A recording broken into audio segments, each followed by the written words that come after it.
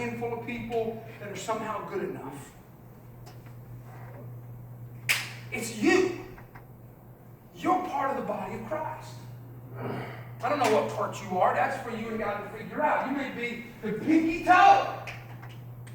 You know how important the pinky toe is? If you don't have it, you can't walk that good. And I don't think about my pinky toe that much until I got to clip my toenails. It's not part of the body that we, unless you're a woman, you may paint your, but guys, we don't think about our pinky toes. The most I think about my pinky toe is how small can I clip my toenails so I don't have to clip it again for a long time. But if it's not there, it automatically becomes very, very important. It's the same way in the body of Christ. Let's just say, for just the sake of illustration, you're the pinky toe in the body of Christ. Nobody might miss you until you're gone, but when you're gone, people will recognize how important you were. Here's what I love the Bible says this. It says that the first shall be last, and the last shall be first.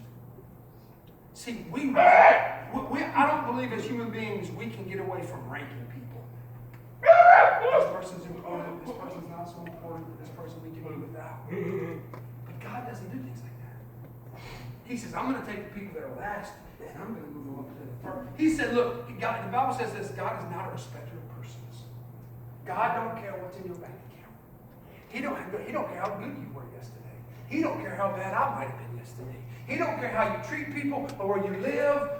There's no ranking system in the kingdom of heaven. He says, look, I love everybody the same, and I want to use you to do supernatural stuff. The problem is we got to get past our own brain. 2 Timothy 3:7.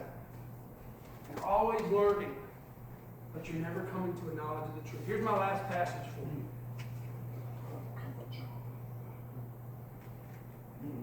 Luke chapter 21, verses 10 through 13. This is Jesus talking. And he's talking about the future. He's talking about wars and persecution. Then he said to them, nation will rise against nation and kingdom against kingdom. There will be great earthquakes and in various places famines and pestilence. And there will be terrors and great signs from heaven. But before all this, they will lay their hands on you. He's talking to the disciples. He's talking about believers.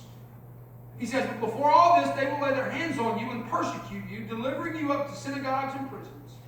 And you will be brought before kings and governors for my name's sake. And then he makes this statement. This will be your opportunity to bear witness.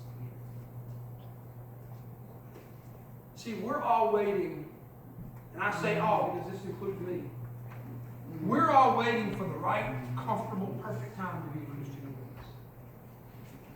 And Jesus says, this is going to be your opportunity to bear witness.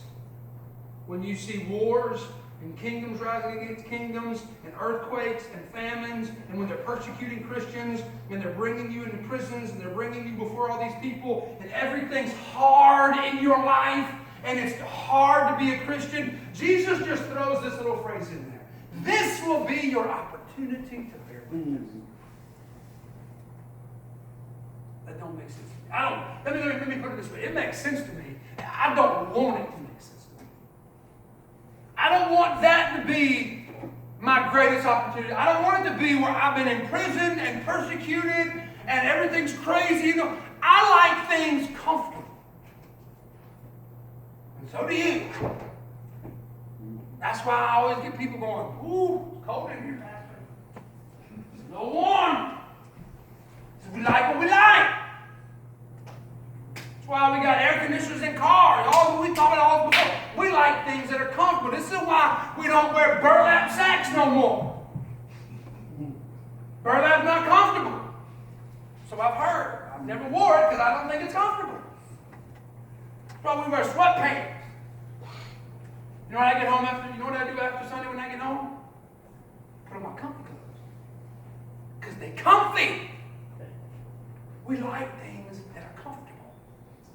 And Jesus is going diametrically against all of that. And he says, it's not going to be comfortable. There's going to be craziness happening. There's going to be famines and earthquakes and wars, and they're going to be persecuting you, and this is your opportunity to witness. Now, if you're thinking about it naturally, here's what I would say. I need to wait for a better time. Things are crazy right now. I need to wait for things to calm down. It's not so dangerous to be a Christian. I mean, goodness, they could kill me for talking about Jesus right now. And so what I would do in my natural mind is I would sit down and I would keep my head down and I wouldn't say anything. And we see a picture of this in the Bible. Right? Y'all remember Shadrach, Meshach, and Abednego? But do y'all remember the rest of the nation of Israel? The whole nation sit down and shut up. Because it was a very uncomfortable time to be a God follower. If you read the Message Bible, it calls them God followers. So the whole nation decided to bow down to the image of the king. Except for 3 dudes. And it's like they were saying, I don't care if it's comfortable or not, and I don't care if it's popular or not. We're not bowing. And so the king orders the furnace to be heated 7 times hotter. And y'all know the story. The door opens and the fire's so hot it kills the guard that's standing there in front of the door. So it's hot and it's crazy, and they throw all 3 of them in. And the king looks in and he goes, hey, I thought we only threw 3 people in. He said, yeah. He said, but I see 4, and the 4th one looks like not a natural dude. There was 4 guys in there. The only dude, you're not getting excited enough. See, they decided to stand up in an uncomfortable situation, and Jesus showed up in the Old Testament in a furnace with them. And when the king called them out, they didn't even smell like smoke. See, here's the problem. This is what you're thinking. Sure, that's a good story. I'm not going to do that. You've already, I'm afraid, you've already predetermined, yeah, that's great, it sounds good, but I know I'm not doing it. And here's the problem with that. You're always going to be learning, but you're never going to arrive at the knowledge of the truth. And here's the problem. Here's my last scripture for you. Ready? What sets you free? Truth. Not knowledge.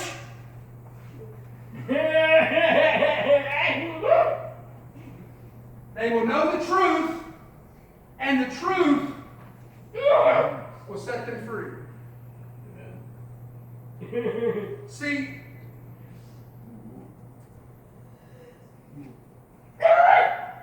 people that have knowledge but don't act upon it, they run a very dangerous probability. I don't want to use probability. You have the chance of turning into a Pharisee. Let me give you some characteristics of Pharisees. Pharisees don't like things that oppose what they like. Jesus showed up, and he's shaking up the whole religious system. And they hated him for it. They didn't hate him because he was healing people. I mean, they had a problem when he started healing people on the Sabbath because they were so ingrained in the law. Right? And Jesus messed them up all. He healed a man with a withered hand on the Sabbath. And Jesus said, well, which of you has an ox? If he falls into the hole on the Sabbath, it won't get him out. They just couldn't answer. The Pharisees hate it when you challenge what makes them comfortable, what makes them secure. And the current religious system was built for the Pharisees to be in power, to be in charge, and to be comfortable. If you want something, you got to do it my way. I'm afraid in a lot of churches that we want people from the world to come in. But when you come in, you better start looking like me and talking like me and liking my songs and doing church. You can come here, but you got to be like us. You know, I don't believe that. Why? Listen to what they told Jesus. Jesus is talking to them. And listen, because you have to understand, the Pharisees condemned John the Baptist and Jesus. But they condemned them for different reasons. So Jesus is talking to the Pharisees, and he